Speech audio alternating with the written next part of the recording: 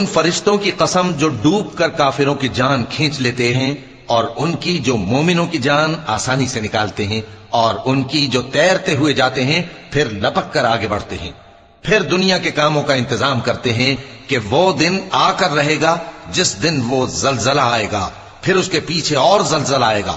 اس دن لوگوں کے دل خوف زدہ ہوں گے اور آنکھیں جھکی ہوئی۔ کافر کہتے ہیں کیا ہم الٹے پاؤں پھر لوٹیں گے؟ بھلا جب ہم کھوکھلی ہڈیاں ہو جائیں گے تو پھر زندہ کیے جائیں گے؟ کہتے ہیں کہ یہ لوٹنا تو سراسر نقصان کا لوٹنا ہوگا۔ تو بس وہ ایک ڈانٹ ہوگی، اس وقت وہ سب میدان حشر میں آ جمع ہوں گے۔ اللہ تم کو موسیٰ کی حکایت پہنچی ہے جب ان کے پروردگار نے ان کو پاک میدان یعنی طوٰ میں پکارا اور حکم دیا کہ فرعون کے پاس جاؤ کہ وہ سرکش ہو رہا ہے، پھر اس سے کہو کہ کیا تو چاہتا ہے کہ پاک ہو جائے اور میں تجھے تیرے پروردگار کا رستہ بتاؤں تاکہ تجھ کو خوف